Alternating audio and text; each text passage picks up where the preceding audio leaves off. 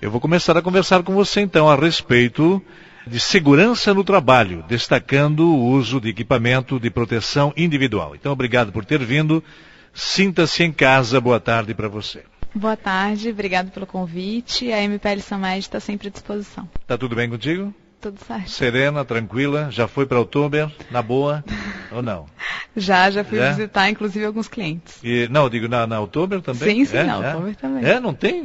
Até na Outubro também visitar clientes? Faz também, parte, né? Faz parte. Mas na festa, propriamente dita, você já foi para se divertir ou não? Já fui também almoçar no domingo. Gostou? Gostei, bastante nada organizada. Nada de tranqueira, nada de abuso, tudo na boa, tranquilo? Tudo na boa, tranquilo. Legal, né? Muito bem, então nós vamos começar a falar sobre obrigatoriedade. Aí eu deixo você bem à vontade, pode debulhar, sem problema. Então vamos lá. O EPI é equipamento de proteção individual.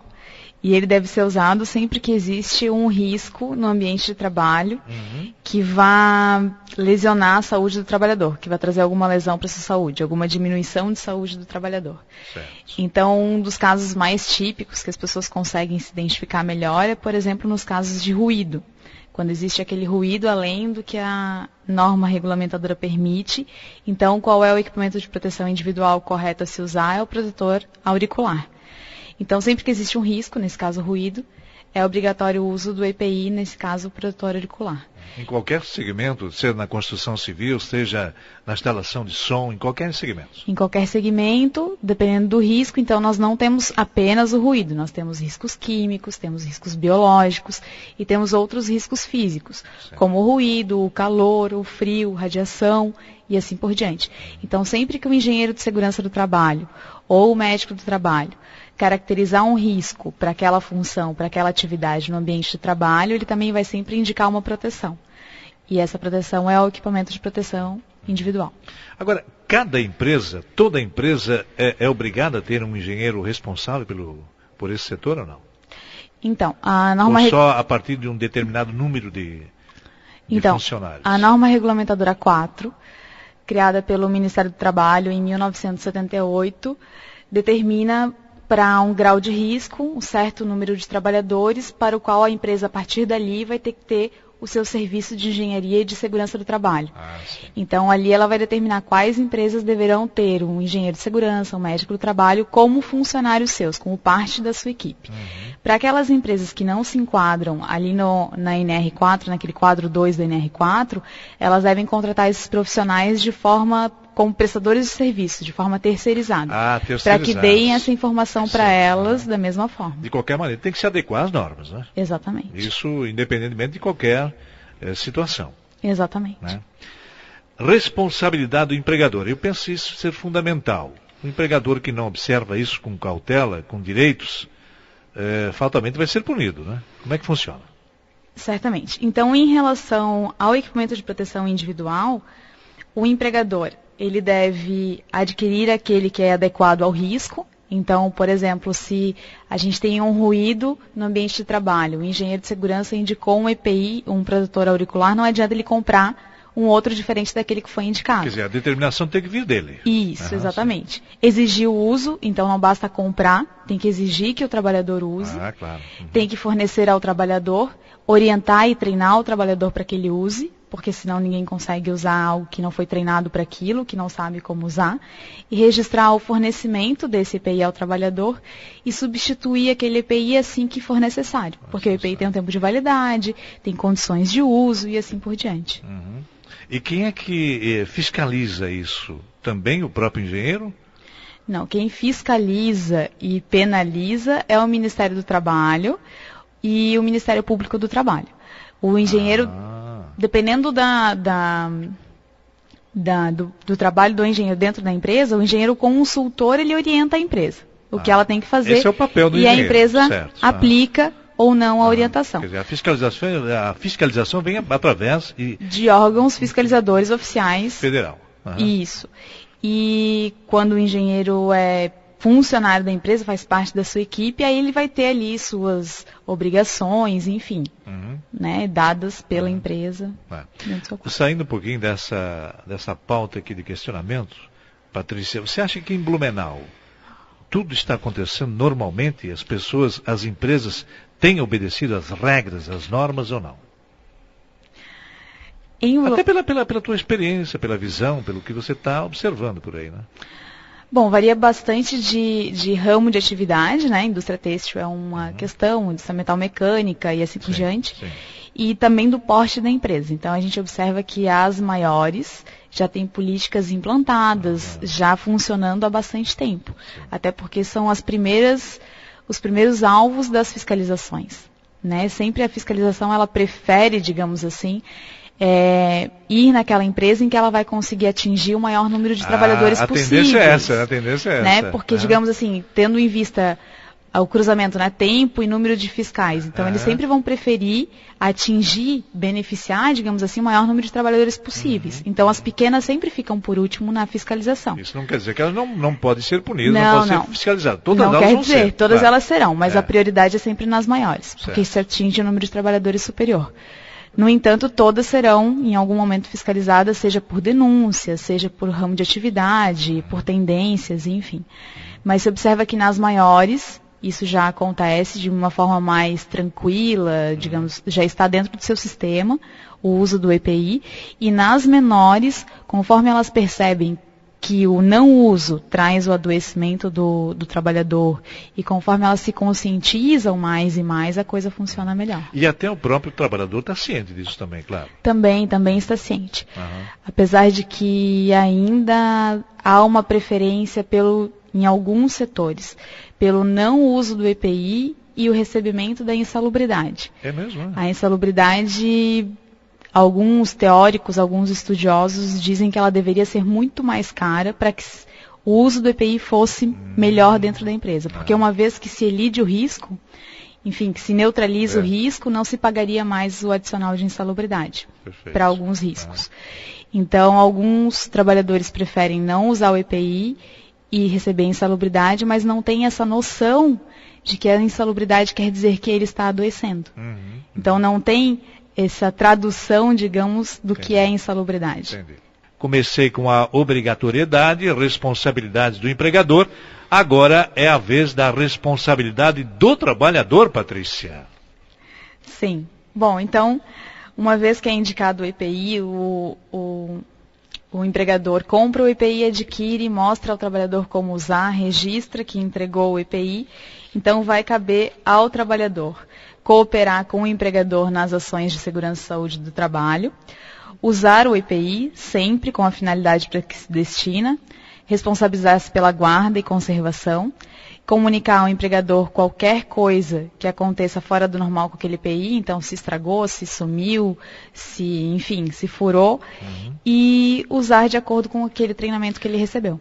Só abrindo um parênteses aqui, geralmente é a empresa que fornece isso doa, né? Repassa isso para o trabalhador, né? Isso. Ou tem algum trabalhador que precisa comprar esse equipamento? É um ônus do empregador. Do empregador, né? Isso. Muito bem. E aí, quando usar? Bom, como a gente... Só um pouquinho. Vamos voltar um pouquinho no tempo. Nós falamos sobre a responsabilidade do empregador também. Isso. E tem aquele que diz, não, vamos dar um dinheirinho vamos falar o português bem claro, bem exato. Vamos dar um pouquinho por fora, e você não precisa e tal. Já não é mais assim. Certamente ele vai ser fiscalizado um dia, ele vai ser penalizado, isso vai acontecer, certamente. Isso vai acontecer. Na verdade, o empregador que opta pelo não uso do EPI e pelo contínuo pagamento da insalubridade, em algum momento ele será cobrado por isso. Porque sempre o empregador deve preferir pela eliminação ou neutralização do risco. Sempre no caminho da segurança e da saúde do trabalhador, não o contrário. Então ele pode ser pego, por exemplo, pelo INSS, lá na frente, daqui a alguns anos, quando aquele trabalhador vir a pedir aposentadoria especial, por exemplo, e o INSS verificar que haviam ações que eram possíveis a empresa executar ao longo do trabalho e proteger o trabalhador daquele risco, o INSS vai fazer uma das ações, o que se chama é a ação regressiva.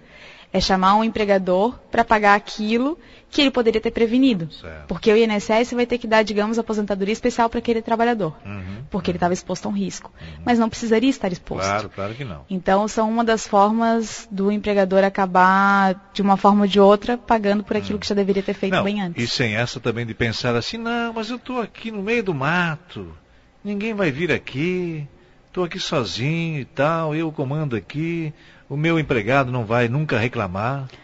Sim. Se pensar dessa forma, um dia ele pode cair do cavalo.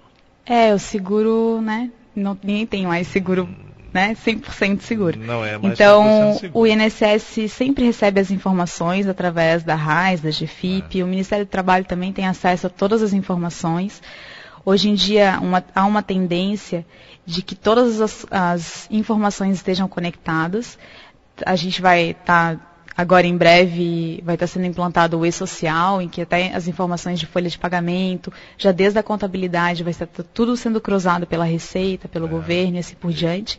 Então, a tendência é que não haja escapatória para nenhuma obrigatoriedade. Não há mais condições de se esconder. Exato. Quem quiser isso vai sofrer as penalidades, certamente. Então, olha aqui, ó. Quando usar, então, esse equipamento, o EPI? O EPI, ele é usado... EPI ou EPI, né? EPI. Isso, EPI não, EPI. O EPI, ele é usado sempre em que, então, é determinado pelo engenheiro de segurança e pelo médico do trabalho, e naquelas condições em que existirem o risco, sempre. Sempre. Ou, a não ser que, às vezes, não está no limite já de tolerância, mas a gente diz o nível de ação, que é quando o risco está para ultrapassar o nível de tolerância. Mas isso quem determina é o engenheiro. É o engenheiro de segurança. Tipo assim, aí o empregado diz assim, não, doutor, não há necessidade, eu me garanto. Não é assim. Não, ninguém se garante. Então, o EPI existe para a proteção do trabalhador, para prevenir lesões à sua saúde e para prevenir também o empregador de afastamentos do trabalho, afastamentos em razão do adoecimento, de acidentes do trabalho e assim por diante. Então, tem diversos tipos de EPI, de acordo com o risco, como a gente comentou antes, desde protetor auricular, óculos de segurança, calçado de segurança, enfim. Tudo será determinado pelo engenheiro e pelo médico. O Ministério do Trabalho, Patrícia, tem sido enérgico quando alguma empresa tenta pular a cerca? Tem. Tem sido... A gente até lá na empresa, na MPL Samed, nós explicamos para os nossos clientes para que eles entendam também um pouquinho, às vezes, da fiscalização. Em princípio, as normas regulamentadoras existem desde 1978. Então, há 35 anos. Então, não haveria motivos para hoje, em 2013, ainda existirem empresas que não cumprem a norma. Pois é. Tendo em vista aquela gestão. Mas houve uma evolução nesse campo? Houve bastante evolução. No entanto, para 35 anos, talvez não a evolução desejada. Pois é. Poderia acontecer uma coisa assim mais à altura, né? O Brasil está crescendo. Sim, a industrialização está crescendo. Se desenvolvendo economicamente até. Exato. E aí tem que se buscar as soluções. Busca-se o que o Ministério do Trabalho e o Ministério Público do Trabalho buscam é o tal do desenvolvimento sustentável, né? A empregabilidade sustentável. Não adianta se ter muito emprego, muitos trabalhadores empregados, se eles estiverem com a sua saúde sendo diminuída dia a dia no mercado de trabalho. Porque logo, logo eles serão um peso para a sociedade, como um todo, claro. Através do afastamento do INSS. A gente não pode se enganar achando que o INSS é um dinheiro do além. É um dinheiro que todos nós contribuímos e que, em princípio, deveria ser usado para os adoecimentos naturais e para as aposentadorias. E não deveria ser usado para aquele cidadão, para aquele trabalhador que se acidenta ou que adquire uma doença em razão do trabalho. Por isso que nos Estados Unidos, no país de primeiro mundo, é coisa diferente. Lá, quem se aposenta, quem viveu do trabalho eternamente, né? Ou então por um período de tempo, vai viver dignamente os seus últimos dias. Aqui no Brasil é diferente. Aí eu faço uma pergunta para ti, eu queria saber uma resposta tua particular. A redução da carga horária no Brasil, ela vem em boa hora ou não? O que tu acha? De 44 para 40 eles querem, né? Exato. Eu não estou segura ainda.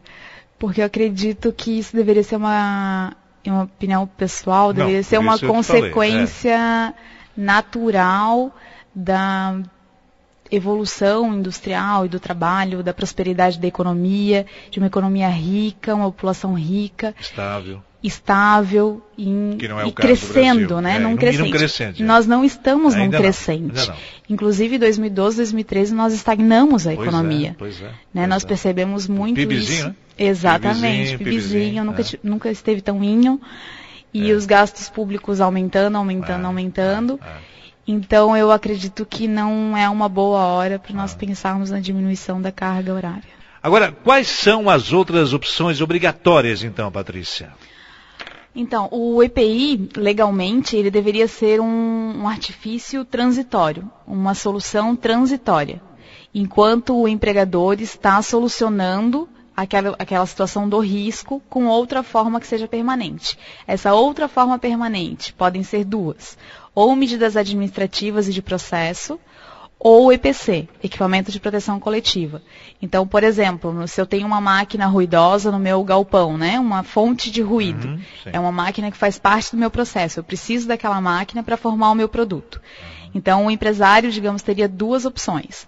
Ou ele acha uma forma tecnológica, digamos assim, de produzir o mesmo produto sem aquela máquina, e dessa forma ele tira, né? ele tira aquele risco do ambiente de trabalho, ele consegue proteger 20, 30, 40 pessoas que estão naquele ambiente, com uma ação só que foi tirar aquela máquina ruidosa, ou se ele não consegue tirar aquela máquina, ele tem que produzir contando com aquela máquina, então ele pode fazer, por exemplo, o isolamento acústico daquele equipamento.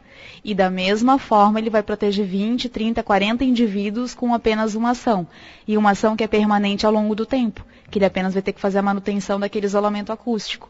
Então o EPI, o protetor auricular, ele usa enquanto ele está planejando essa ação maior. E a partir do momento que ele coloca em prática essa ação de isolamento acústico ou de substituição do equipamento, depois disso ele não precisa mais comprar o EPI. Então empresas, por exemplo, com bastante funcionários, chegam a gastar 3, 4, 5 mil reais por mês em EPI, equipamento de proteção individual. E às vezes ele com uma solução de 20 mil reais, por exemplo, isolando uma máquina, já sendo o problema. Ela vai durar por anos, né, décadas às vezes. Sim. A gente nunca tem uma empresa para um ano, sempre tem empresas para décadas. E ele tira aquele problema de depender do funcionário para que o EPI funcione. Porque para o EPI funcionar, o funcionário tem que usar corretamente, conforme ele foi treinado e assim por diante. Então, às vezes, esse cálculo não é feito pelo empresário. E é muito importante que se faça. Porque o EPI, legalmente, ele é uma solução transitória e não permanente. Agora, uma curiosidade pessoal, e aí você vai responder, porque eu sei que você sabe, por isso vai responder, né, Patrícia? Por exemplo, o Ministério do Trabalho tem por hábito canetear, penalizar logo na visita, ou ela dá um prazo, uma carência para a empresa se esquematizar? Depende da situação encontrada pela fiscalização. Quando nós temos um risco iminente, em que a vida está em jogo ali, naquela situação, então normalmente já é lacrada a máquina, ou isolada a fábrica, ou aquele setor naquele momento. Até que a empresa apresente uma solução. Depende dos casos. Então. Depende de caso a caso. Se não, normalmente faz um auto de notificação e a empresa recebe 15, 30, 60 dias para se regularizar. Exato. O EPI como solução transitória, isso você falava há pouco, né? Jota, deixa eu só complementar que eu... Pode, claro. Eu esqueci de complementar antes. A gente deu o exemplo clássico do ruído, que é o exemplo que a gente mais consegue perceber.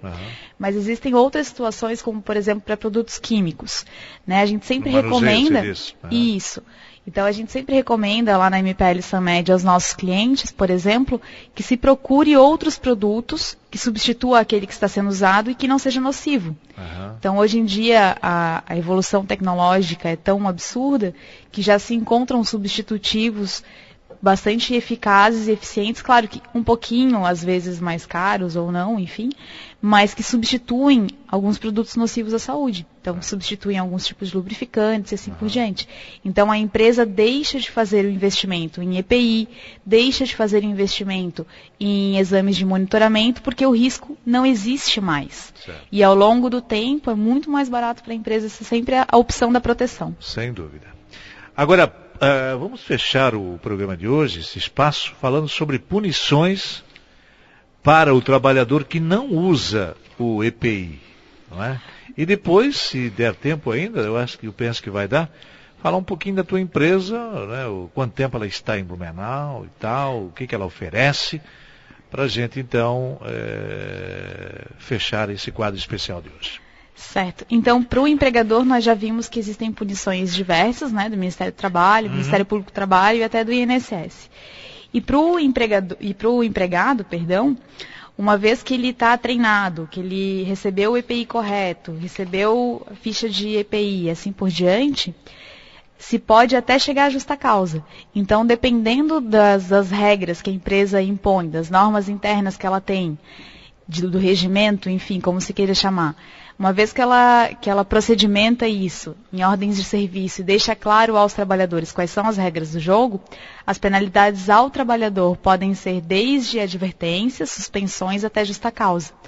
Porque no artigo 482 da CLT diz que podem ser causas para justa causa, né? Inclusive autos de indisciplina e insubordinação, que pode se encaixar nesse caso do não uso do EPI, uma vez que ele já recebeu orientação e assim por diante, e mau procedimento e incontinência de conduta.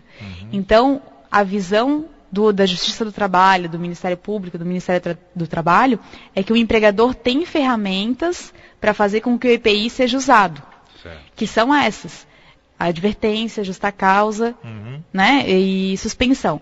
Então, se o empregador, se o trabalhador não faz uso do EPI, o empregador deveria usar todas essas ferramentas que ele tem. Perfeito.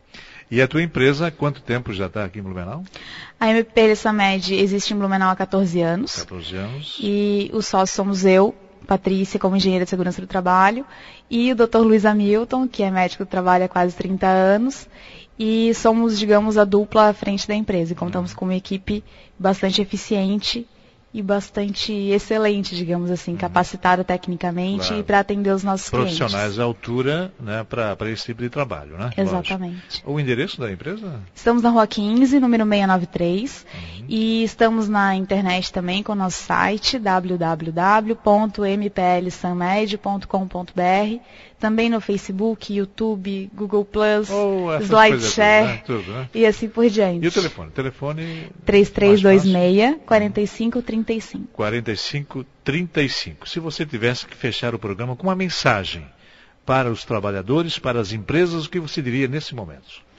A prevenção é sempre o caminho mais barato, né? Trabalhadores saudáveis são mais felizes e mais produtivos. E a empresa, por consequência, também.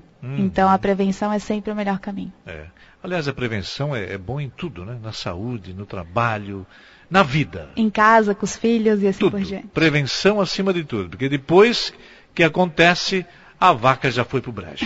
É isso? Exato. Obrigado, Patrícia. Gostei de conversar contigo. Obrigada pelo convite. Estamos sempre à disposição.